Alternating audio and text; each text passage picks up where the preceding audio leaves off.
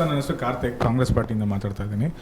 ಮೊನ್ನೆ ಒಂದು ವಿಡಿಯೋ ನೋಡಿದೆ, ಕಾಂಗ್ರೆಸ್ ಪಾರ್ಟಿ ವಿರೋಧಿ ಅಲ್ಲ, ಸಿದ್ದರಾಮಯ್ಯ ವಿರೋಧಿ. ಆಮೇಲೆ ಇನ್ನೊಂದು ಹೇಳ್ತೀನಿ ಸರ್, ಸಿದ್ದರಾಮಯ್ಯ ಅವರೇ ಕ್ಷೇತ್ರದಲ್ಲಿ ಶ್ರೀರಾಮ ದೇವಸ್ಥಾನ ಕಟ್ಟಿದ್ದಾರೆ. ಮೊನ್ನೆ ಆಗಿರೋ ಬಜೆಟಲ್ಲಿ 100 ಕೋಟಿ ಅಂಜನಾದ್ರಿ ಬೆಟ್ಟಕ್ಕೆ ಅಭಿವೃದ್ಧಿ ಕೊಟ್ಟಿದ್ದಾರೆ. ಇದ್ರ ಜೊತೆಗೆ ವಾರಣಾಸಿಗೂ ಕೊಟ್ಟಿದ್ದಾರೆ, ಶ್ರೀಶೈಲಂಗೂ ಕೊಟ್ಟಿದ್ದಾರೆ, ತಿರುಪತಿಗೂ ಕೊಟ್ಟಿದ್ದಾರೆ. ಅಷ್ಟೇ ಏನ್ರಿ? 22ನೇ ತಾರೀಕು, ಜನವರಿ 22ನೇ ತಾರೀಕು ಅಯೋಧ್ಯೆ ರಾಮ ಮಂದಿರ ದಿವಸ 3 ಕಡೆ ಜೈ ಶ್ರೀರಾಮ್ ಅಂದರು ಅವರು. ಹ್ಞೂ ಸರ್, ಮಾಡಿ ಸೇರಿದ್ದ ಜನರ ಹತ್ರ ಜೈ ಶ್ರೀರಾಮ್ ಅಂತ ಹೇಳಿಸಿದ್ರು. ತಪ್ಪೇನಿಲ್ಲ ಎಸ್ ಎಸ್ ಸರ್. ಸಿದ್ದರಾಮಯ್ಯ ಅವರಾಗಲಿ ಕಾಂಗ್ರೆಸ್ ಪಾರ್ಟಿಯವರಾಗಲಿ ಹಿಂದುತ್ವ ಇಟ್ಕೊಂಡು ನಾವು ರಾಜಕೀಯ ಮಾಡಿಲ್ಲ. ಕಾಂಗ್ರೆಸ್ನಲ್ಲಿ ಇವ್ರು ಹೇಳಿದ್ರಲ್ಲ, ಇವರು ಒಪ್ಕೊಂಡ್ರಲ್ಲ, ಕಾಂಗ್ರೆಸ್ನಲ್ಲಿ ತುಂಬ ಜನ ಧಾರ್ಮಿಕ ಸ್ವಭಾವದವರು ಇದ್ದಾರೆ, ಇಲ್ಲ ಅಂತ ನಾನೇನು ಹೇಳೋದಿಲ್ಲ. ದೇವರು ಧರ್ಮ ಅಂತಕ್ಕಂಥ ತುಂಬ ಜನ ಇದ್ದಾರೆ, ತುಂಬ ಜನ ಇದ್ದಾರೆ.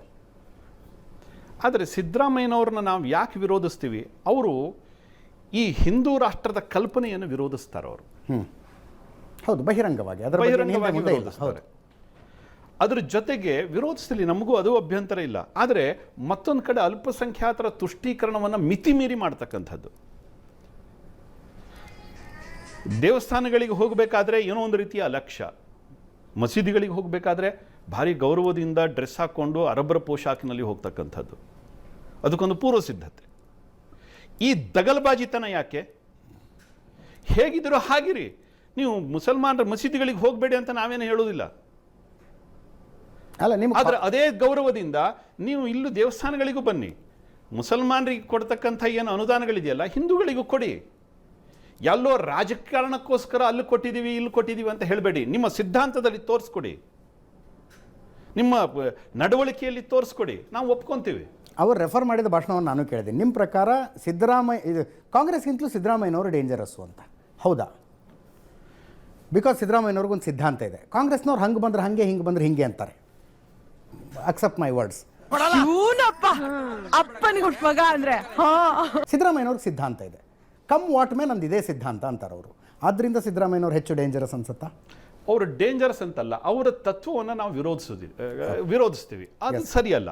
ನಮ್ಮ ದೇಶದಲ್ಲಿ ಇದ್ದ ನಂತರದಲ್ಲಿ ನಮ್ಮ ದೇಶದ ಸಂಸ್ಕೃತಿ ಪರಂಪರೆಗಳಿಗೆ ಪ್ರಾಮಾಣಿಕವಾಗಿ ಗೌರವ ಕೊಡಬೇಕು. ಅಲ್ಲಿ ಆ ಜನರನ್ನ ನೋಡಿ, ಜನರನ್ನ ಮೂಡ್ ನೋಡಿ ಜೈ ಶ್ರೀರಾಮ್ ಹೇಳ್ತಕ್ಕಂಥದ್ದು ಇದೆಯಲ್ಲ, ಈ ನಾಟಕ ಬೇಡ. ಹೃದಯದಿಂದ ಬರಲಿ ಜೈ ಶ್ರೀರಾಮ್, ಒಪ್ಕೊಂತೀವಿ. ಅವ್ರು ಹೇಳಿದ್ರು ನೀವು ಹಿಂದುತ್ವವನ್ನು ರಾಜಕಾರಣಕ್ಕೆ ಬಳಸ್ಕೊಂಡು. ಇವತ್ತು ಹಿಂದುತ್ವವನ್ನು ಬಿಟ್ಟು ರಾಜಕಾರಣ ಮಾಡಲಿಕ್ಕೆ ದೇಶದ ಯಾವುದೇ ಪಕ್ಷಗಳಿಗೂ ಸಾಧ್ಯ ಇಲ್ಲ. ಅದಕ್ಕೋಸ್ಕರ ಬಲವಂತವಾಗಿ ತಮ್ಮನ್ನು ತಾವು ಒಪ್ಕೊಳ್ತಕ್ಕ ಜನರಿಗೆ ಏನೋ ಒಂದು ಇನ್ಫ್ಲೂಯೆನ್ಸ್ ಮಾಡಬೇಕಂತ ಜೈ ಶ್ರೀರಾಮ್ ಹೇಳಿದ್ರೆ ನಾಲ್ಗೆ ತುದಿ ಮಾತು ನಮಗೇನು ಗೊತ್ತಾಗಲ್ವಾ? ಶಾಜಲ್ ಅಹಮದ್ ಅಂತ ಕಾಂಗ್ರೆಸ್ ವತಿಯಿಂದ ಈಗಾಗಲೇ 17ನೇ ಲೋಕಸಭಾ ಮುಗೀತು ಸರ್. ಕರ್ನಾಟಕ ರಾಜ್ಯದಿಂದ 4 ಎಂಪಿಗಳು ರಿಟರ್ನ್ ಲಿಖಿತ ಆಗಿರಲಿ ಎದ್ದು ನಿಂತು ಒಂದು ಪ್ರಶ್ನೆ ಕೇಳಿ, ಅದರಲ್ಲಿ ನೀವು ಒಬ್ಬರು. ನಿಮ್ಗೆ ಯಾಕೆ ತಿರ್ಗಾ ಉತ್ತರ ಕನ್ನಡ ಜನ ಯಾಕೆ ಆಯ್ಕೆ ಮಾಡಬೇಕು?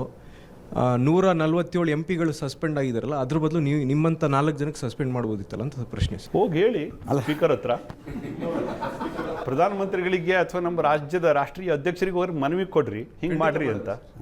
ಅಲ್ಲ, ಒಂದೊಂದು ನಿಮಿಷ, ನಾನು ಇದನ್ನು ಸ್ವಲ್ಪ ಫಂಡಮೆಂಟಲ್ ಕ್ವಶನ್ ಕೇಳ್ತೀನಿ. ಪಾರ್ಲಿಮೆಂಟರಿ ಡೆಮೋಕ್ರಸಿ ಬಗ್ಗೆ ನಿಮ್ಮ ಒಪಿನಿಯನ್ ಏನು ಅಂತ? ಖಂಡಿತವಾಗಿ ಅದ್ಭುತವಾಗಿರ್ತಕ್ಕಂಥ ವ್ಯವಸ್ಥೆ.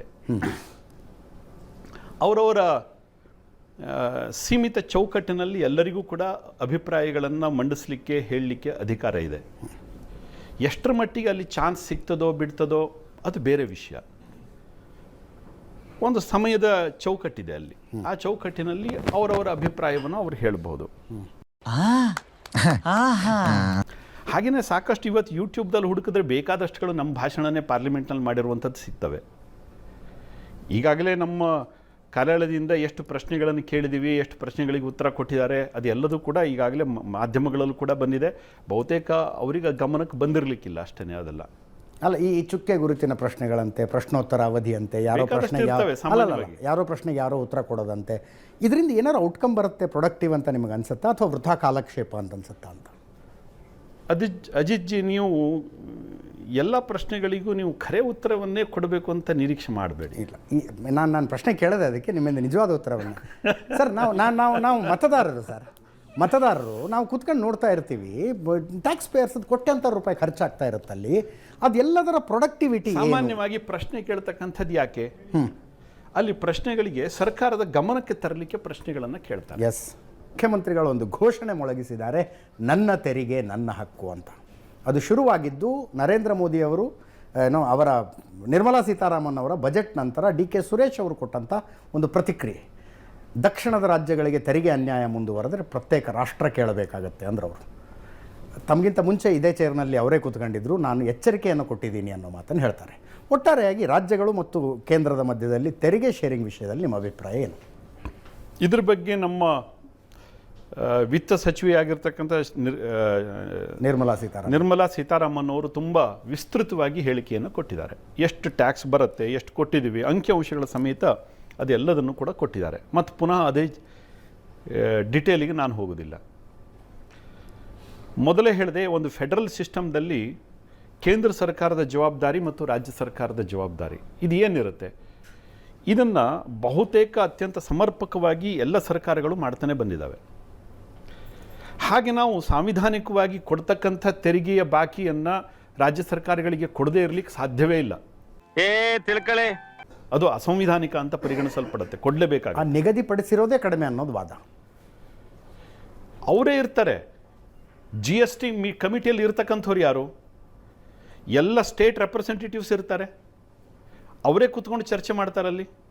GST ಕೌನ್ಸಿಲ್ದಲ್ಲಿ ಯಾವುದ್ಯಾವುದಕ್ಕೆ ಎಷ್ಟೆಷ್ಟು ತೆರಿಗೆ ಹಾಕಬೇಕು, GST ಹಾಕಬೇಕು, ಎಲ್ಲಿ ಎಷ್ಟು ಶೇರ್ ಇರಬೇಕು, ಇದೆಲ್ಲ ವಿಸ್ತೃತವಾಗಿ ಚರ್ಚೆ ನಡೆಯುತ್ತೆ. ಅನ್ಯಾಯ ಆಗಿರೋ GST ಕಮಿಷನ್ನಿಂದ ಅಂತ ಹೇಳೋದಿಲ್ಲ ಇವರು ಹೇಳ್ತಿರ್ತಾರೆ, ಫೈನಾನ್ಸ್ ಕಮಿಷನ್ನಿಂದ ಆಗಿದೆ ಅಂತ. GST ಕೌನ್ಸಿಲ್ನಿಂದ ಆಗಿಲ್ಲ. ಪ್ರತಿಯೊಂದು ಬಜೆಟನ್ನು ತೀರ್ಮಾನ ಮಾಡಬೇಕಾದ್ರೆ ಕೇಂದ್ರ ಸರ್ಕಾರ ಸಾಕಷ್ಟು ದೊಡ್ಡ ಕಸರತ್ತನ್ನು ಮಾಡುತ್ತೆ. ಇದಕ್ಕಿರಂತೆ ಯಾವುದೋ ಒಂದು AC ರೂಮ್ನಲ್ಲಿ ಕೂತ್ಕೊಂಡು ಒಂದಿಷ್ಟು ಮಂದಿ 4 ಮಂದಿ ಬಜೆಟನ್ನು ಮಾಡೋದಿಲ್ಲ. ಎಲ್ಲದನ್ನೂ ಕೂಡ ಕನ್ಸಿಡರ್ ಮಾಡ್ತಾರೆ. ಪ್ರತಿಯೊಂದು ರಾಜ್ಯಕ್ಕೆ, ದೇಶಕ್ಕೆ ಸಾಲದ ಮೊತ್ತವನ್ನು ನಿರ್ಧಾರ ಮಾಡ್ತಾರೆ. ಅಲ್ಲಿನ GDP ಮತ್ತು ಅಲ್ಲಿನ ಉತ್ಪಾದಕತೆಯ ಇದರ ಆಧಾರದ ಮೇಲೆ ಎಷ್ಟೆಷ್ಟು ಕೆಲಸ ನಡೆದಿದೆ, ಎಷ್ಟು UC ಕಳಿಸಿದ್ದಾರೆ, ಎಷ್ಟು ನಾವು ಅನುದಾನವನ್ನು ಕೊಟ್ಟಿದ್ವಿ, ಅದಕ್ಕೆ ಎಷ್ಟು ಸಮರ್ಪಕವಾಗಿ ಬಳಕೆ ಆಗಿದೆ, ಇನ್ನೆಷ್ಟು ಕೊಡಬಹುದು, ಇದೆಲ್ಲ ವ್ಯಾಪಕ ಚರ್ಚೆ ನಡೆಯುತ್ತೆ.